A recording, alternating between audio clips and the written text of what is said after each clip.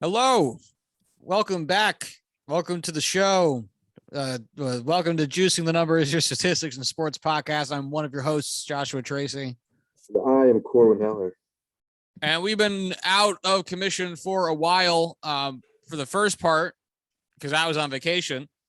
And then for the second part, because I got COVID and could not breathe or form words.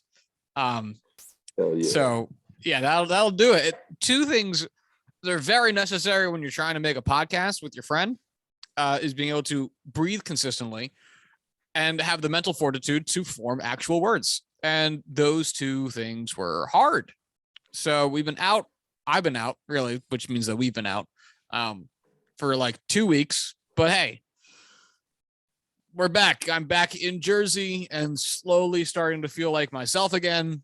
So here we are talking sports, getting back into the swang of things. Corbin, you ready to talk about some football? Yeah, dude. Are you ready for some football? Every time, if we think about the music associated with sports, football is definitely like an "We Never Left the 70s" rock. Or also, here's some weird country shit. It's like contemporary country and stadium rock from the 70s. Sure. Yeah. Yeah, that's what I got. Yeah. Yeah. That's a whole discussion too. All right. So a lot of things have happened in both the baseball and football worlds since we last recorded, but this show is only going 60 minutes, so we're not going to get to all of it. I'm struggling to breathe as I'm saying all this. So we will get to what we can get to. We'll be prioritizing a little bit based on what's happened since we last discussed. But let's start with probably an easy and short one, and that is the NFL's new overtime rules. Jesus Christ, starting already. Usually I can't speak, but I'm going to blame this one on the COVID this time.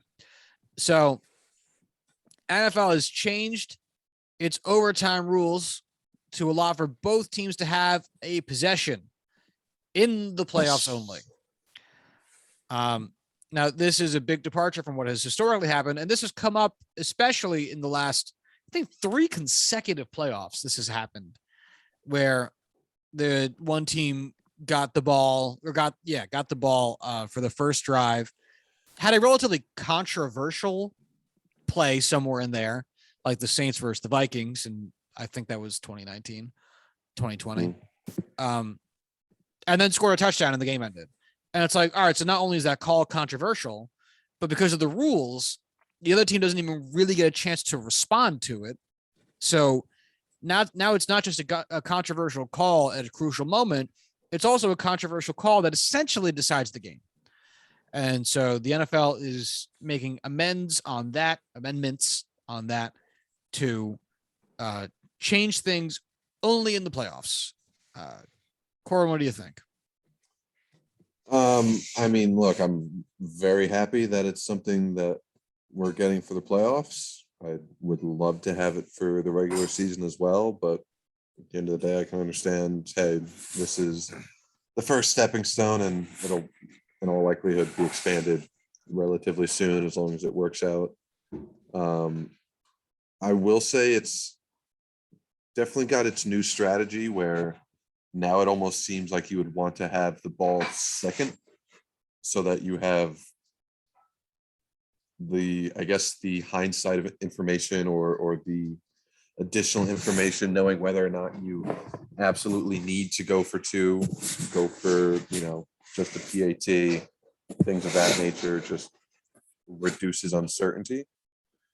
Which, look, if we're getting new strategy and new, ways of approaching the game, I'm all for it. I'm just glad that you are going to get a chance to defend yourself. Yeah, it again seems like such a common sense change to make. We have talked about this many times in the past. it is an existing rule essentially that college football employs. So it's not like we can even say that it would be the thing that leads to the degradation of society. We know what it looks like and it works. Corwin? I just found a stat here in the article that ESPN Stat me up, posted. bitch. Since the playoff format was implemented in 2010, 7 of the 12 overtime games have been won on the opening possession, and 10 of those 12 were won by the team who won the coin toss. Which means that there's probably 2 fumbles recovered for a touchdown or some shit like that.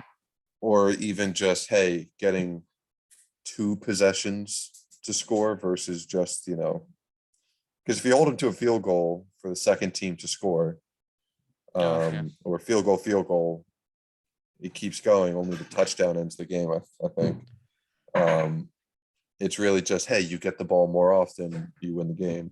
But regardless, 10 of 12 for the team that wins the coin toss is ungodly. Is statistically significant. Yeah. Glad it's changing.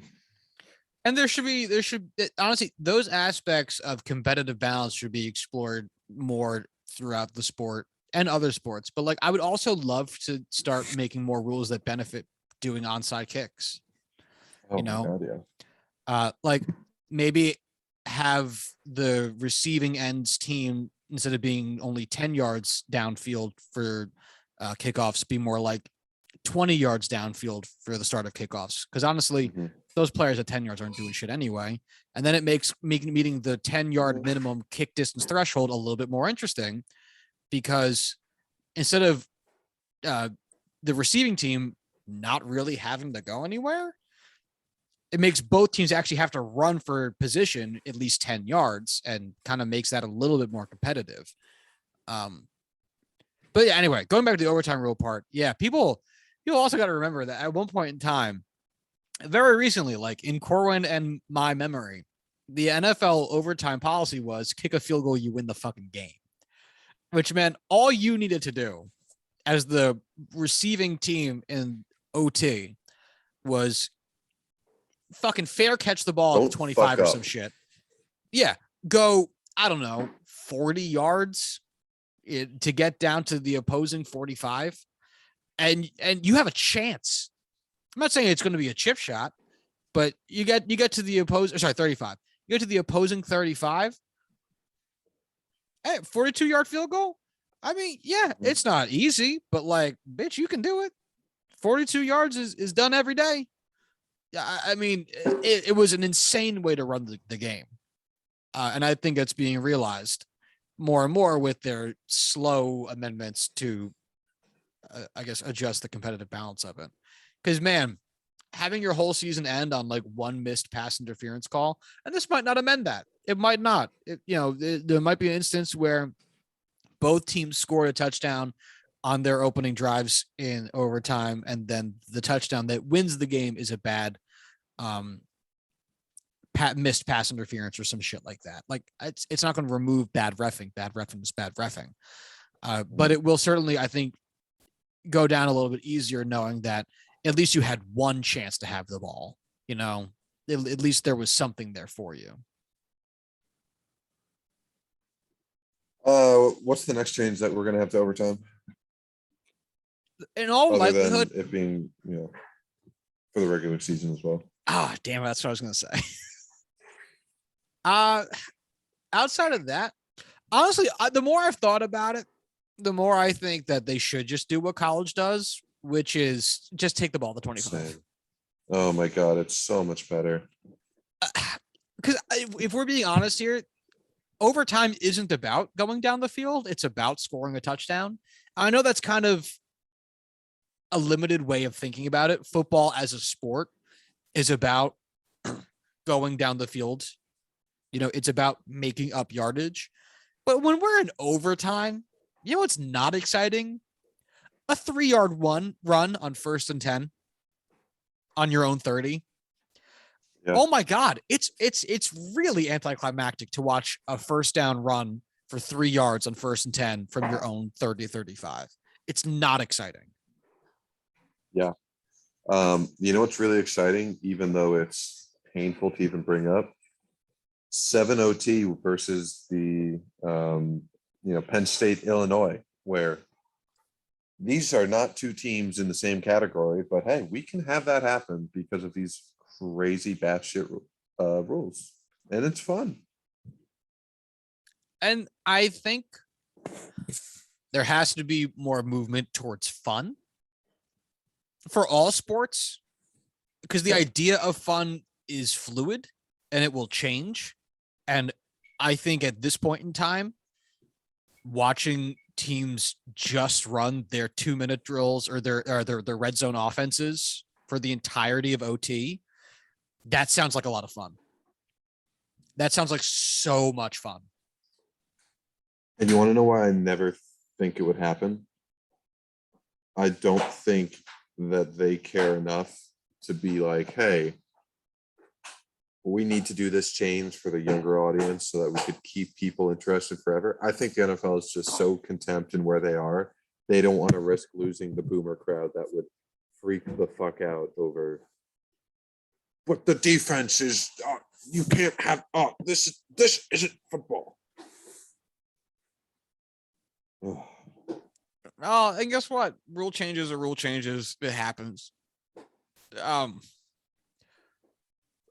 Not if it was not that, I think the only other things you could do that would be of substance, not stuff like add or remove a timeout or challenge flag stuff. That's really small, I think, at the end of the day. Another thing I think that would be interesting, I'm not sure how much of an impact it would have, but would be interesting. No field goals, either within or beyond a certain distance. So either no field goals within 20 yards of the end zone or no field goals from outside of 40 yards from the end zone. Some shit like that. Just limit something to encourage touchdown going for, or touchdown play incident in some way. I think that'd be interesting. Like you can only kick field goals from the 40 to the 20-yard line. Anything beyond that, and look, how many people are kicking a field goal beyond 40 yards? Almost fucking nobody. It happens every now and then, but my God, is it rare as shit. Unless you have, unless you are the Ravens, the Steelers, the Eagles that one time, Falcons, yeah, the Eagles that one time, like. You don't have a kicker good enough to kick 57-yard field goals or farther. You're just not right. Going to happen. But Justin you could. Tucker. I was trying to think of his name and I couldn't, so I was just I know. Unless you're the Ravens, we're just going to hedge. And then also within 20 yards, because you could reasonably say at that point, I as the NFL governing body would rather see you score a touchdown than kick a field goal. So go for it, you dumb bitch. But who knows? At that point, it'd probably be easier to just do the, maybe they don't do 25 yards like they do in college. Maybe they put you at the 40 to make it a little bit more interesting. But regardless, I think that's probably the next change. Or that's the next change I would reasonably want to see. Agreed. All right. Let's go with another probably relatively short and easy to discuss topic. Women will now count as part of the Rooney Rule. So this is probably going to end up being more performative than anything else, which is the way the Rooney Rule has operated since its inception in 2003. So I want to make sure that I give a little bit of credit for this, but also the NFL is currently facing many challenges towards its treatment of minority players and minority personnel, that having this happen right now in what has been deemed one of the more good idea, poorly executed policies of its the body's, I guess, actions towards race. It doesn't sit super well, because it's not going to be employed well. But regardless, the idea is that women will now be included in the Rooney Rule, which means that you can interview a woman for your head coaching and other positions of significance to count towards the Rooney Rule. So it's not saying you have to interview a minority person and a woman. It's that now women count as a minority persons. Women are viewed as minorities now, which, considering they weren't viewed as anything before, is a jump up. Becky's everywhere are dancing in the street. Which Finally, is funny they are because that's actually the name of the first female coach in the NBA. It's a real name real people have, so I guess I can't be surprised. Becky Hammond, man, go her. She might be a head coach in the NBA relatively soon. I mean, we've talked about this all the time. Women are 50% of our society, and the idea that all of the sports knowledge in the goddamn world went only to the half of society that was born male is like insane. So it's the same thing about women entering the workforce in like the 40s and 50s. It's like, no, they're smart too. All the smarts didn't just go to the dicks. Like it went to the tit having population too. You know, there's not extra brains in the balls. Not how it works. There's something down there. Not helpful. Depends what you're after. It's not helpful. So yeah, I like this is nice. But much like the Rooney Rule and its application towards trying to affect more black head coaches, it does not address the problem. And the problem is much like the problem with black head coaching candidates is there are not a lot of candidates out there apparently that are qualified, heavy on the air quotes. And why is that? Probably because they're not being empowered to be there and they're not being given the opportunities that the white head coaching candidates are as well. And I don't see how this affects that problem for women either. And that's leaving to the side the fact that just because you interview a candidate doesn't mean they're going to get the job, which is where a lot of the obviously qualified black head coaching candidates are today. It's the reason that Brian Flores is suing the NFL. But it also doesn't, like, how do you get a woman to be, again, quote unquote, qualified enough to be interviewing for the job? That's the question the NFL has to ask itself. Because whether it's a lack of interest from women to be involved in the coaching and front office part of football, or if it's a lack of outreach from the NFL to, show the viability of the career path for women, no matter what, there's a gap. I'm also willing to bet, based on the number of female football fans I have in my life, that it's the latter. It's the NFL's failure. Women like football. It's a big fucking sport. Most people like football. Most people include lots and lots of women who know the sport very well. So that's the real issue that's going to have to be addressed with this. Right. And I would go so far as even to say it's not necessarily the NFL, but the entire culture surrounding the executive level of the NFL. The owners especially, but the owners are not going to be what causes that change. And I think genuinely that the culture needs to change before any improvement is seen. And that's going to involve doing stuff like forcing Dan Snyder to sell his team. And probably a good number of the other owners, because guess what? A woman's not going to want to work in a workplace that has almost no public visibility and is extremely dangerous to be in as a woman, which the Washington team has shown us. And is probably the case around a lot of other teams. Like we heard about similar stuff from the Houston Astros and their front office. And guess what? That's probably most sports franchises. They're heavily male. They are heavily white. And there's not a lot of public insight into what they do and to how they operate day to day because they're private companies. So you're going to have to actually put your foot down to show that you're defending, and not just the women who work there, women in general. It doesn't matter if it's a sex worker that got brought in, a stripper, whatever, like if people are being mistreated by people who own your teams or have high ranking positions in your teams, guess what? Women don't want to be there then. Why would you? Why would anybody want to be there? So again, this is nice in a way. Mhm. It's like going to the car wash when your car has like a lot of dents in it. Like, yeah, this car is beat to shit, but it's cleaner now.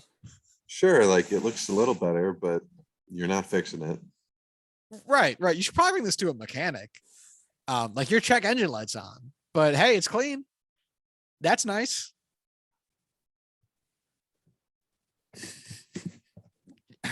Yeah. Do some work on my car. Thanks for reminding me. I got you, buddy. The joys of car ownership. Why can't we Oh, have yeah. readily accessible, good public transportation?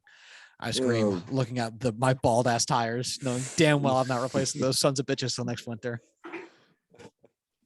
Oh, that's terrifying. Oh yeah. Yeah.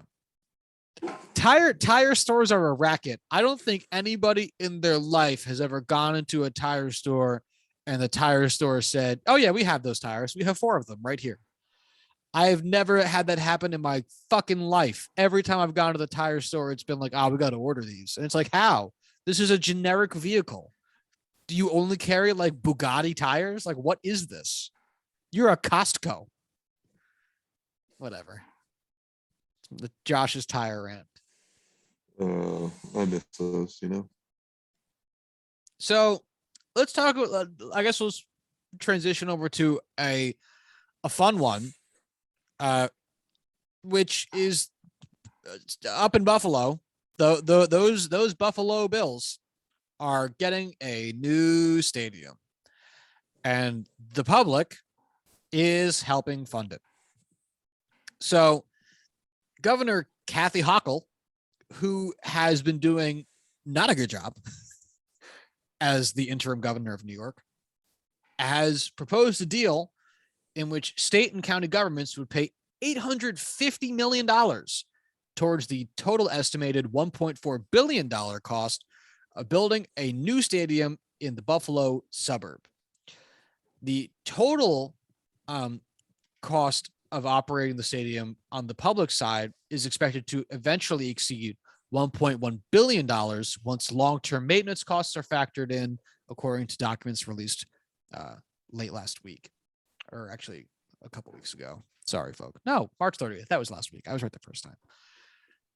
Now, this has been a point of contention in sports for years now. This is not new. There's been significantly shifting public opinion on this, especially over the last, I'll say 5-10 years. And it's been an interesting discussion point as some teams anyway, have adapted how they've approached the public funding part of this. Like we talked about the Oakland A's one, which seemed actually a little bit more reasonable, where the A's were asking the town to front some of the costs with the A's paying back the town over time, which actually sounded like, oh, okay, not the worst thing, I guess. This low interest rate loan at worst, Okay, sure. Yeah. Like if the team will be paying back the current costs, weird, a little quirky, whatever, as long as the public isn't paying for it in the long term, fine. This is a straight throwback to, oh, please don't leave. Please, we'll do anything you want. Want us to get you a stadium? Want us to fill it with hookers? We'll do whatever you want. Please, please, please don't leave us. It's the Buffalo fucking Bills. Where the fuck do you think they're going to go? I don't understand why the public has to front this, especially for this much money. $850 million. You know how much good work that could do towards the homelessness crisis in New York? Towards affecting poverty in it's the city's major, or in Buffalo. I said New York, meaning the city. Like Buffalo is not a great area in large portions of it because there's a lack of public funding available for social welfare programs. $850 million for a fucking stadium, for a pile of concrete, seems outrageous. The Bills as a whole are only committing 550 million. So they're not even committing half, which grinding my gears to begin with. Tim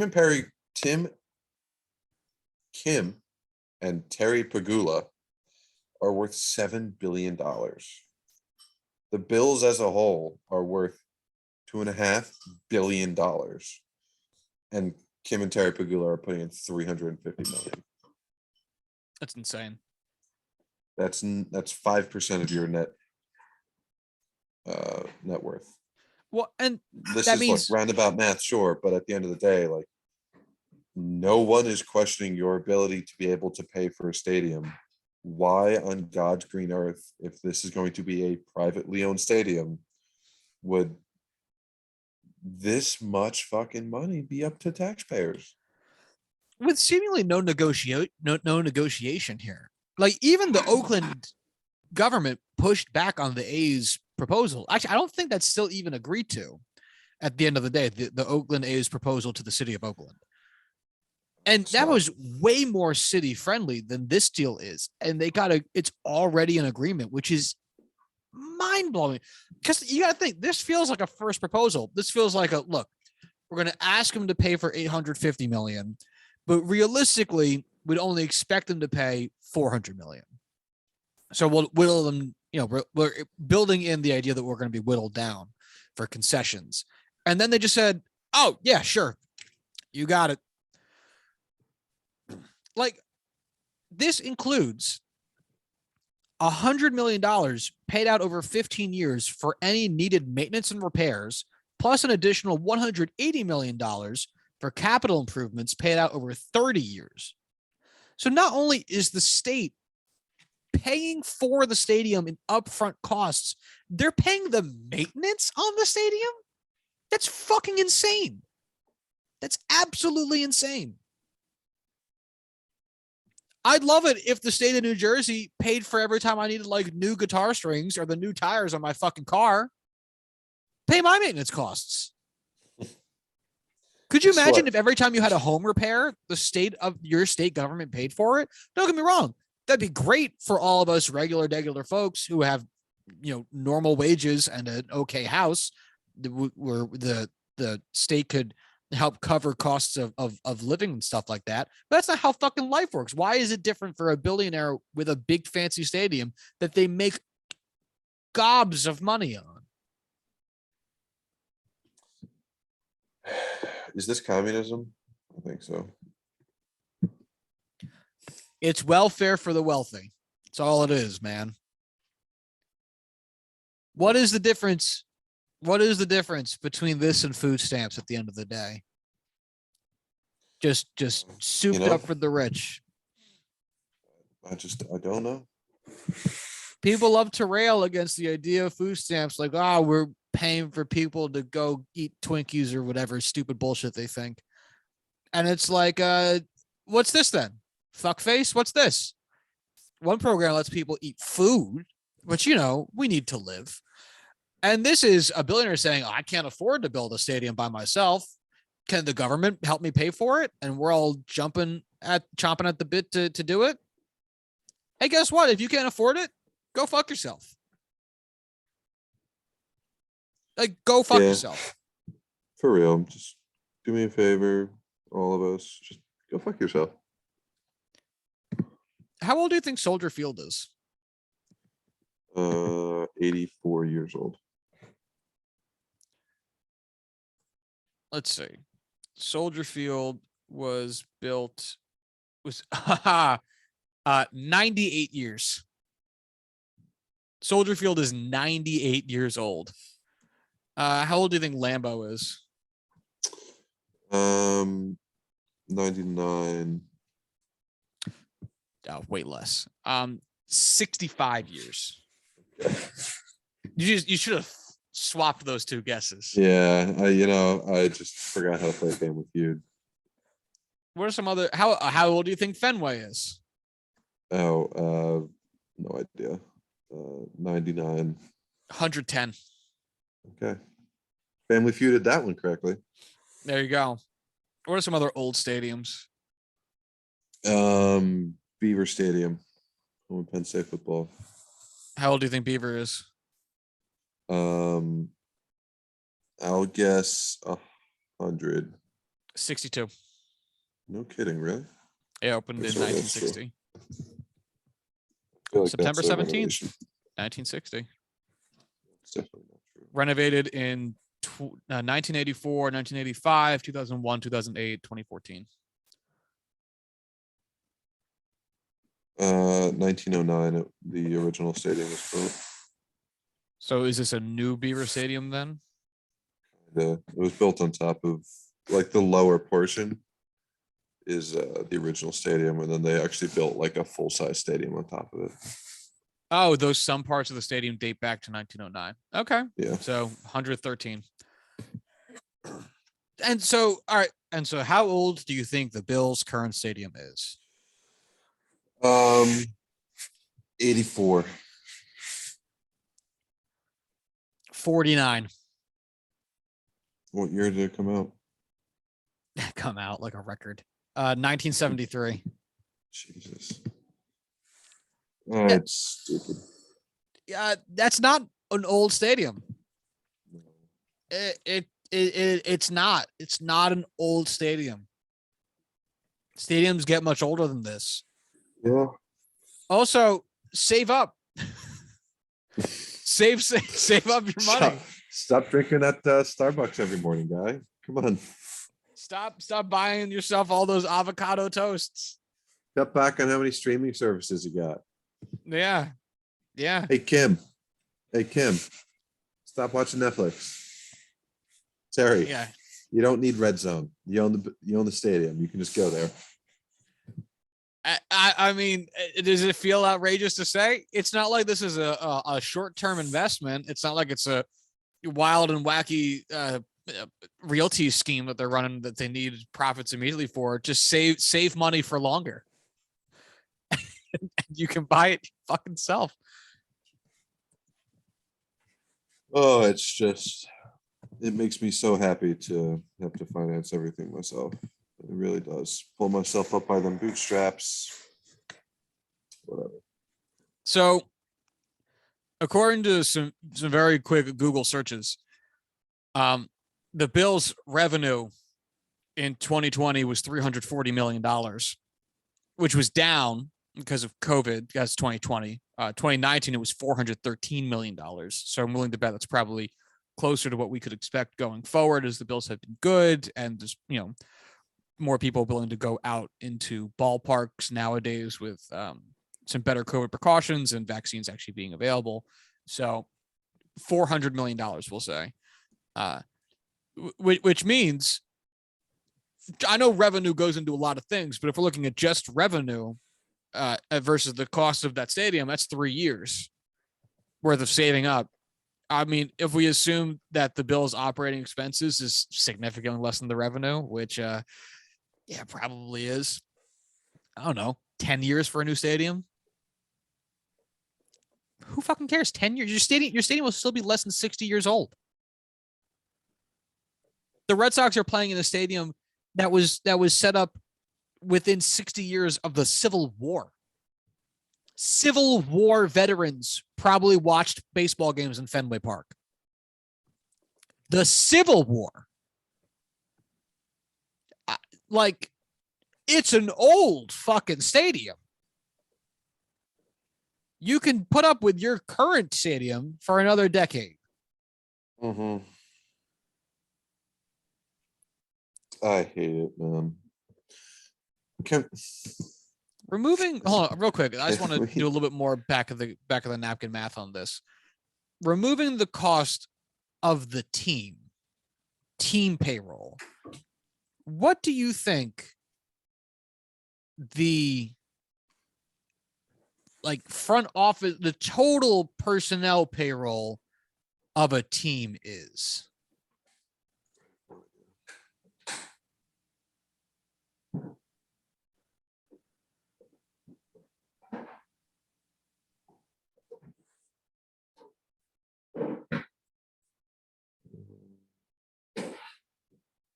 Corwin? Yeah. Did you hear me? did. I said no idea. Oh, I did not hear you then. Uh, So like, wait, the Jets have the most salary? That doesn't make any sense. Hold on. That doesn't make any fucking sense. The Jets don't have that much salary. Is that even possible?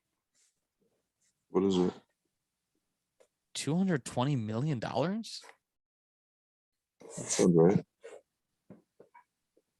The Jets have the most payroll in the NFL? That doesn't sound right. Am I an idiot? That sounds insane. Hold on. Yes, but I don't want to give. No, they don't. Total No, cap. it's true. No, $220 million. Jags are at 241. Pats are at 225. Eagles are at 222. Jets are at 221.9. I showed the Jags at 218 and the Patriots at 217. What are you on? Spot track. I'm on Spot Track too. 2022 cap tracker, total cap. I wasn't at total cap. I was at active contracts. All right, total cap. The Jets are at 4. All right, so using total cap. So let's see. The Bills total cap. Where are you, Buffalo? Jeez, how far down do I have to scroll for you? 15th. There we go. $214 million. So if they make $400 million a year, they have another 185 mil for payroll. I mean, what do you realistically think the size of payroll is for a front office organization for the Bills? Fucking, do you think it's more than $100 million a year? No, I don't. So can we say $100 million is probably pretty reasonable for their front office? Yes. Probably an overestimate. All right, you know what? Do you think it's? Could I say $85 million to make the remainder a little bit easier? Remainder. No, remainder's right. I don't remember. 85 mil sound reasonable for front office spending? Yes. All right, so that leaves them $100 million left over at the end of a given season. So $1 billion for the Buffalo Bills? Yeah, it's about 10 years. Give or take. Probably less with all the years they make the playoffs because they'll get a higher share of revenue after that. Mm-hmm. So probably a little less than 10 years. But yeah, save for longer and you can afford it. I don't get why this has to be the state of New York's issue. And this is, again, isn't a conversation that's extended across sports. It's not just the Bills, but like this one feels egregious to me. Yeah. Just one last thing I want to point out before we move on. Jaguars currently have the highest total cap hit in the NFL with $241.5 million. The Saints currently have the lowest, which that statement in and of itself is ass backwards. Wild. If you were to the Saints having the lowest, the Jags having the highest. If you were to ask me that 2 months ago, I would say you're insane. Yeah, I know. But the Saints have 194.4, which is a difference of $47 million between the highest salary and the lowest salary team. I'll take a guess at what it is for baseball. The highest and the lowest. The difference between those two has to be over $200 million. Because without question, the A's are at what, 33, 31 mil? And the Dodgers have to be. Oh, God. And the Dodgers or Mets, I forget who's the most right now, has to be over 240. So it's got to be at least $200 million. I'll say $220 million. 220 is a very fair bet. Very good thought. The Baltimore Orioles actually have the lowest payroll in baseball with 31.7. Gross. The Dodgers have the most with 279.3. So $240 million. $248 million. So an entire other over-the-cap team worth of payroll. Literally more than the New York Yankees have in payroll is the difference between those two. The difference between those two numbers would have the third highest payroll in baseball. That's fucking insane. This is why we need to have a salary cap, ceiling and floor. You know what's really wild is the difference between 5 and 25. Because you go to like, all right, top and bottom, whatever. Maybe they're outliers in both directions. So the extremes seem exaggerated. But the fifth highest payroll is the Padres at $208 million. And the fifth lowest payroll is the Marlins at $68 million, which is still a difference of $140 million, which would still put you at the 14th highest payroll in baseball, above league average, just above the Texas Rangers and just below the San Francisco Giants. $140 million between 5 and 25, not 1 and 30, 5 and 25. $140 million. I don't know if I'll ever be able to get into baseball the way I am with other sports because of how fucking insane these differences are. Like the NFL, the thing that always brings me back to the NFL is any team can turn it around in 5 years. If you're really smart and plan ahead and execute well, you can turn it around, unless you're the Browns. Baseball, the Pirates, the Orioles, the fucking Marlins, the Royals, the Diamonds, like none of these teams have any prospects in the next 5 years. Not even a glimmer of hope. Like if they cashed in all of their capital, if they cashed in all of their prospects, made excellent trades, they are not competing at the ability to which they're willing to commit to this team. And it's just, there's no chance for it. No, and it's impossible to build loyalty in that way. Like it's easy to be a loyal Yankees fan, a loyal Dodgers fan, honestly, even a loyal Angels fan. They've been bad, but they spend money. Like you can rely upon these teams to do right by you as a fan with their wallets. Obviously, there was contention over this offseason from myself as well as others about the Yankees willing to spend even more. But the Yankees are still going to run a big payroll. The Dodgers will always run a big payroll. The Phillies and Mets tend to run big payrolls. Like you can rely on those teams to do that. You cannot rely on the Orioles to do that. You cannot rely on the Marlins to do that. The Rays, for all good they've been, you cannot rely on them to do that. You can't rely on the Pirates to do that. And that makes it hard to be a fan of a team that is not actively trying constantly because they don't have to. And like you said, the difference between baseball and football is like if you make a handful of really good decisions, your team could be good in an instant in football. The Bills went from being, wow, not very good, to being one of the two best teams in the AFC in about 2 years. Yeah. And that's really, and it's in part because of the way capital gets traded in the NFL, where you're allowed to move a player for actual draft picks, which can't happen in MLB. So what happens is you trade players for money or for prospects, which are a crapshoot, same as how draft picks are, but not nearly with the same concept of pedigree as, getting a first round pick versus getting a guy with potential upside. It's a slightly harder transition there. But also the fact that there's a minimum spending floor.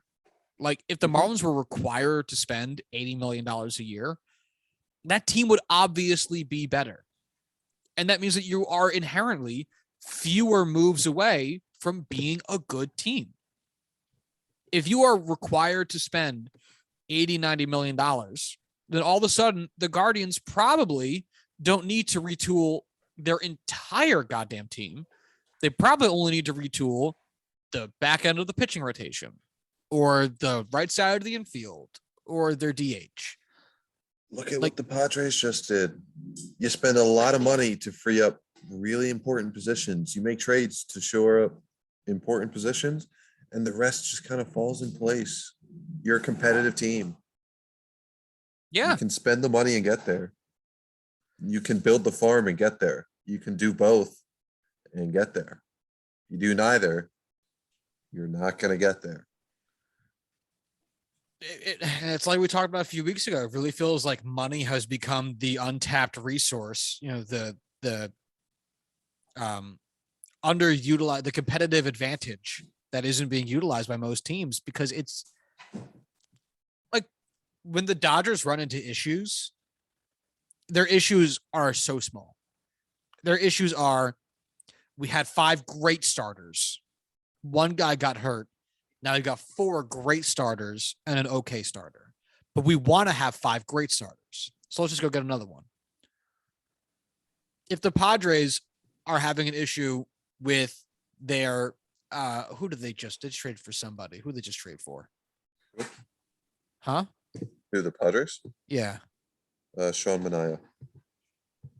They're having problems with their pitching rotation or first base with the Luke Voigt trade. Like, they're so good everywhere else, they can say, what do we have to focus on? Well, the shortcomings are now a lot more obvious because the rest of the team is playing at a higher potential. So all right, we'll go get a first baseman. Then, hey, guess what? Our infield, pretty fucking good. Instead of saying, all right, we got a first baseman, second base still sucks, shortstop still sucks, third base still sucks. Why did we bother getting a first baseman? We're still bad. And yeah, if you spend the money, guess what? Fewer holes. It sounds so stupid, but it's true. That's what football teams are required to do. Some teams are really bad at it. The Jets are really bad at it. The Jaguars are really bad at it. But the teams that have been able to figure it out and turn it around, the Chiefs, the Patriots constantly, like, it doesn't take a lot because you're already spending the money. You have inherent, a constant influx of potential from draft capital. Because that's the other thing that, if you're bad and you shed your players and you don't have a good farm system, fuck you. Fuck you. Get fucked. AKA the Orioles. Go fuck yourselves. Like, just keep being bad to accumulate first round picks because you can't trade for any. So getting high draft picks, the only way you can do it is by being bad. You don't have the capital to trade for high prospects from other teams. You have the money to do it, sure, but are you going to spend this much money being bad? Because that's what it would be. Which, I mean, we can all agree that teams should spend more money. That's a good way to spend more money, but a team's not going to spend $200 million in payroll to suck dick. Like, they're not going to do it. We all know that. Let them trade picks. All of a sudden, they might be able to get more value out of some of these trades. But I mean, if you're bad because your team suddenly regressed very heavily, and you don't have a farm system, fuck you. Whereas in the NFL, you got first round picks, and it's pretty easy to navigate around the board. So yeah. You're right, is what it is boiling down to. These competitive balance reasons is what makes it easy for me to be a baseball fan. The Yankees are always going to spend money. I don't know how it's the reason you're not a Pirates fan. Literally the reason I'm not a Pirates fan. But hey, Bills are getting a new stadium. Thank God. All that matters. Thank God. I was so scared they weren't going to get it. Really? I mean, how would I have to watch Bills games in that old stadium full of bullshit and dildos? Fuck that. I want a new stadium filled with dildos. Woo. All right. I guess this will probably be the last thing we'll talk about today, as our hour mark is rapidly approaching. But Deshaun Watson got traded, which is wild.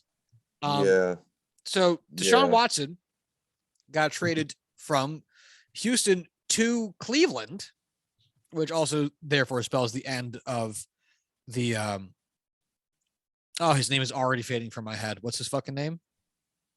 The old QB. Baker Mayfield era in Cleveland, as Deshaun Watson and a 2024 6th round pick, which always feels so funny when they do that. It feels like a joke played on all of us that we don't get. So Deshaun Watson and a 6th round pick in 2 years go to Cleveland in exchange for next year's 1st and 3rd, 2024's 1st and 4th, and 2022's. I don't know why Patrick does that. 1st and 4th. So altogether, it's 3 firsts, 22, 23, and 24, a third round pick in 2023, and then 2 fourth-round picks this year in 2022 and in 2 years in 2024. So big trade haul for Texas. Now, it feels as though before we get to the haul, the massive division shifting trade that this is, we should probably talk about the fact that there's a reason Deshaun Watson hasn't played football in 2 years. Really? Yeah. You just decided to sit out? It is that he has been accused by 20 plus women of sexual assault. Now, civil cases, civil trials, civil charges, there we go, have been either dropped or dismissed. I don't really recall which term it was. The grand jury chose not to indict. Indict. I don't know. But at least one grand jury did. Apparently, there's another one that's up in the air. But honestly, I'm not sure that what that really changes in terms of the credibility of the suits, because as we all know, the credibility of the suits aside, they now have a PR out. Oh, the grand jury said they weren't going to indict him. He's innocent. They can now say that and put it on a headline and put it on a letterhead from the Cleveland Browns saying, oh, we're supporting him because he was found innocent. Even though that's not the case, they have their PR headline.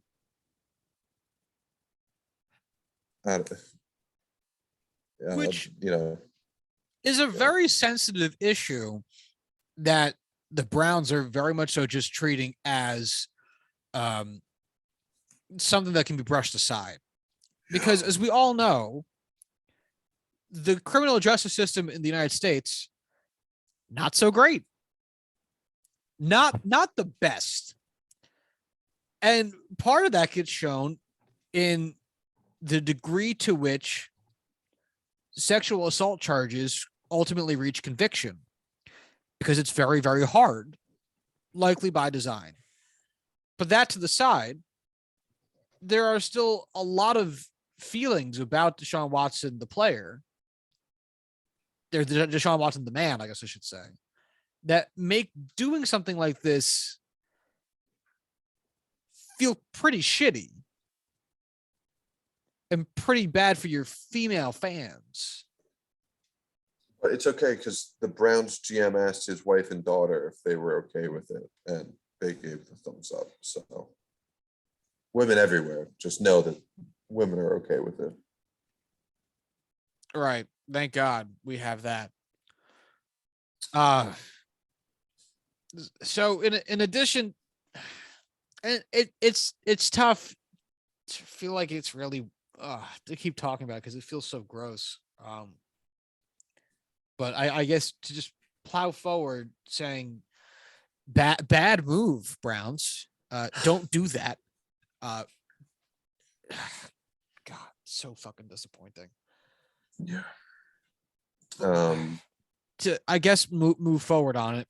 Immediately after signing or agreeing to this trade, the Browns extended to Deshaun Watson a fully guaranteed 5-year, $230 million contract. So there is that as well. Well, also it's structured so that his 2022 base salary is only like $1 or $2 million, which if he were to ever get suspended for any reason, not going to say anything specifically, who knows? He deflates some footballs in the offseason. The amount of money that he would miss out on would only come out of that $1 million that he would get for those game checks. So if there's anything perchance that would cause him to be suspended, he's not actually losing all that much money that you would expect from a $230 million contract. By the way, I would like to correct myself real quick. The criminal suit was the grand jury decided not to indict, but there are still 22 active active civil suits against Deshaun Watson. 20 fucking 2 active civil suits. And as a reminder, fucking OJ Simpson found not guilty in criminal court, found guilty in civil court. Yeah. Guess who still killed his wife? OJ. Still OJ. The juice. Juice was loose. And that's not to say that the not guilty verdict means anything. All it means is, boy, howdy, are we as a country not great at doing the right thing in the legal justice system. And also, it's just there was not an overwhelming amount of evidence to prove without a shadow of a doubt that you did it. There was some doubt, there was some, uncertainty there. I don't want to specifically compare that to the OJ Simpson trial because without a doubt, OJ Simpson killed those two people. But in a legal sense, there's a reason why guilty people walk free. Right.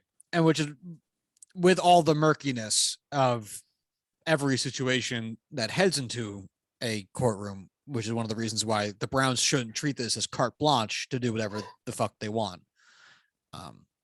22 active civil suits. Those are huge numbers. For the trade itself, which again, God damn it, it feels kind of gross. Not kind of, it's super gross. Go ahead. How do you look at, how do you grade this trade like we usually do with these? Well, that's what I was about to say.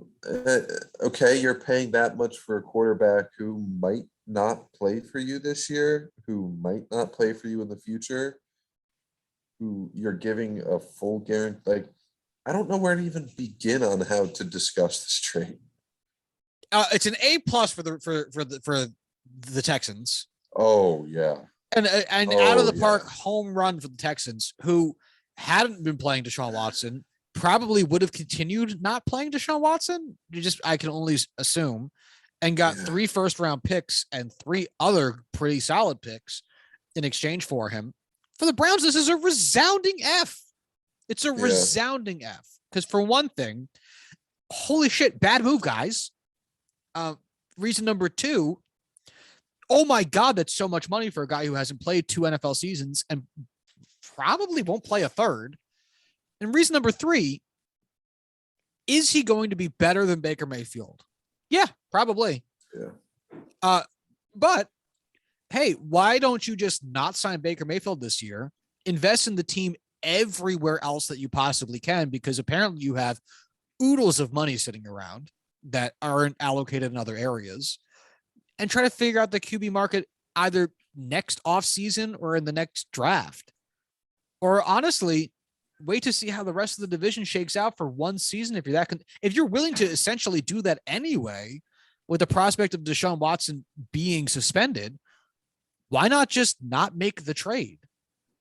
See how you can build the team without a quarterback, without a long-term solution at quarterback right away, and make your assessment next offseason. Because by then, one would assume Deshaun Watson has probably already served any suspension he's going to get.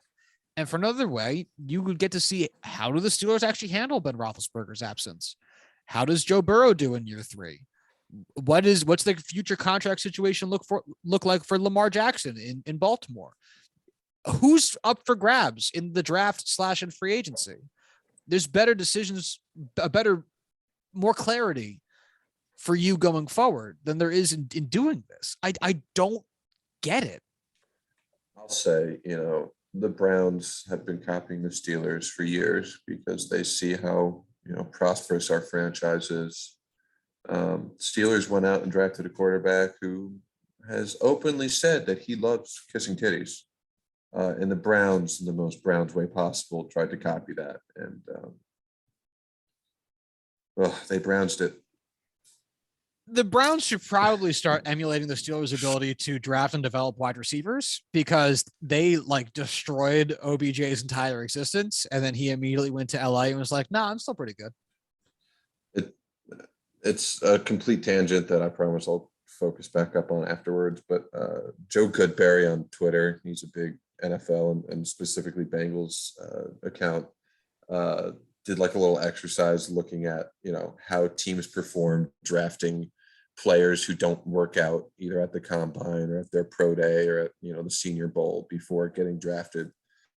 And, if you go through it from now until like 2000, like for the past 20 years, whatever the boundaries were, if a team drafted like, let's say 10 or 12 guys who didn't work out at all, maybe one of them happened to hit to be a contributor to some level, and they go to the Steelers and it's like, all right, Cam Hayward, Stephon Tuitt, Najee Harris, Pat Freiermuth, going down the list for like 10 years. And it's like, you could field half your team with these kind of players. And it's like, they just do it better.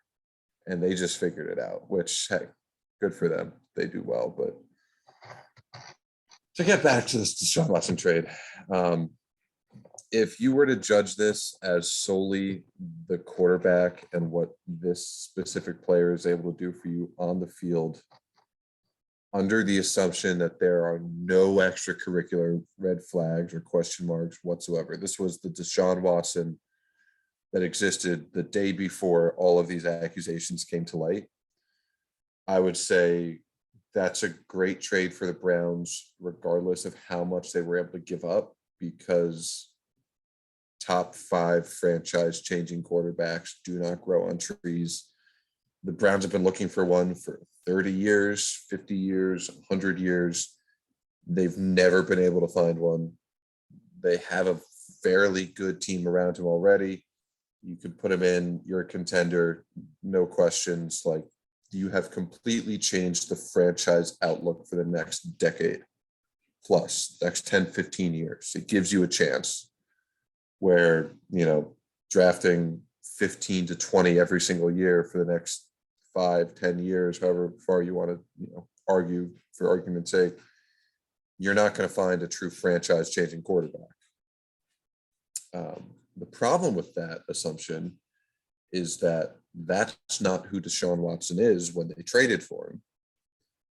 And there's no way that this can be a clean, clearly cut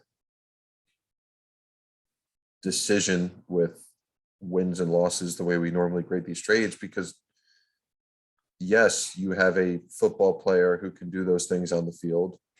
You don't know when he's going to be on the field. You don't know what the future outlook for his fucking freedom is going to be.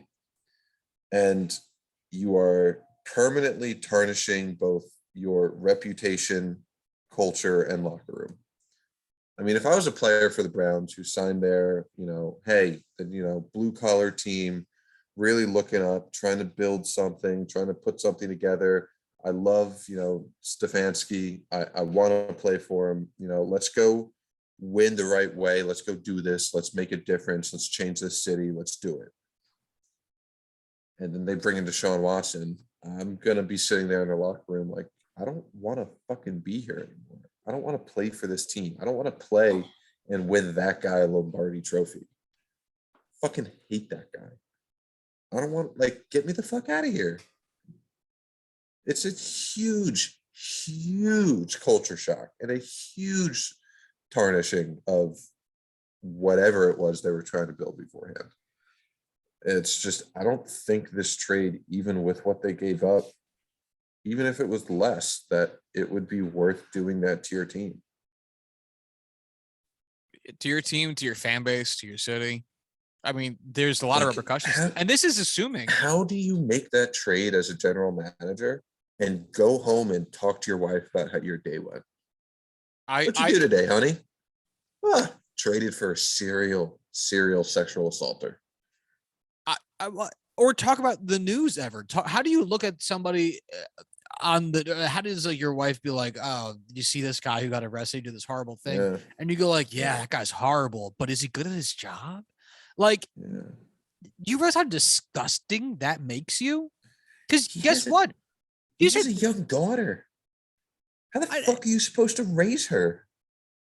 well, that's what I'm saying. Like, you know how hard it is for people to come out and talk about sexual assault when it happens to them anyway?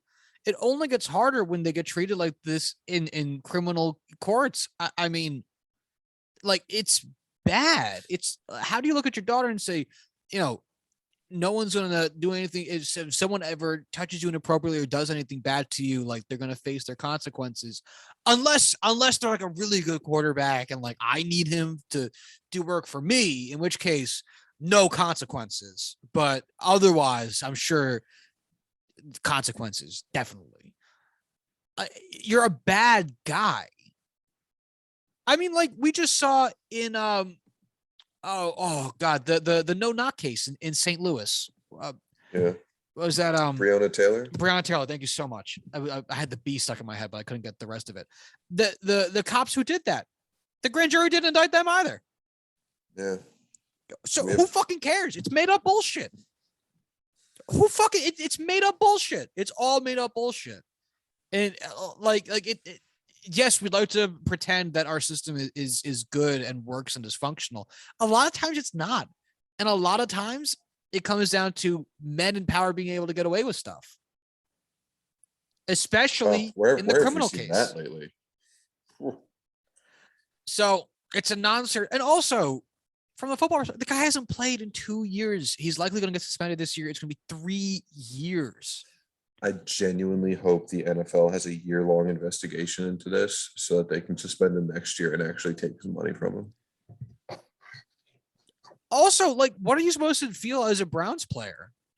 Like, all right, so all the locker room stuff that you said, but also like, this is a huge gamble on your future with the team. If I'm a wide receiver with the Browns, I saw OBJ's career almost die here because you guys couldn't figure it out.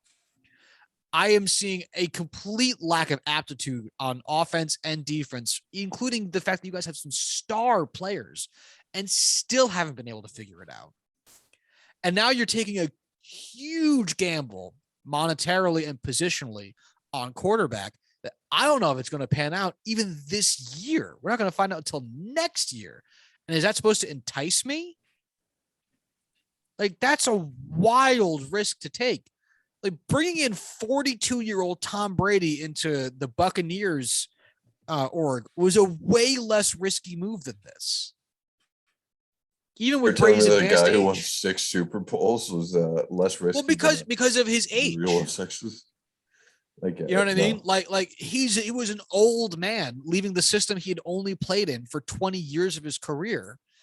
And it's like, all right, can he, one, keep fighting off age, and two, do it outside of the Belichick system? And yeah, he could, in part because of a great front office, a great coaching staff, and a great supporting cast. All things the Browns don't have. So yeah, pretty big risk.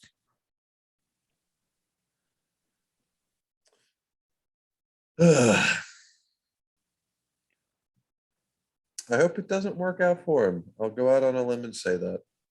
Yeah, me too. Yeah. So, look, there's a lot of other stuff to get to that's been going on in the world of baseball and football recently. Baseball, we're starting up very soon. Opening day is scheduled to be, I believe, this upcoming weekend. I think Thursday. 7th. Yeah, all right, that's Thursday. Yeah. Should be opening day for most every team, I think. But regardless, so we'll have some stuff to talk about. Maybe we'll make the next episode baseball related. The Masters. So Stuff no one cares about outside of gangly white men. So and we same the thing, opposite of gangly white men. Short Asian men. But yeah, so we'll get more to it in Wednesday's episode. Wow, I really lost what day it was for a second there. Oh, okay. Yeah, I need to stop. my brain is in overload. So all right. In the meantime, like to follow the show You can do so at Juicing Pod. Like to follow Corwin on Twitter. You can do so at Corwin Heller. Like to follow myself on Twitter. You can do so at Joshua D. Tracy. Like to send emails to the show. You can do so at juicingthenumbers@gmail.com. And until Thursday, y'all have a good one. Bye.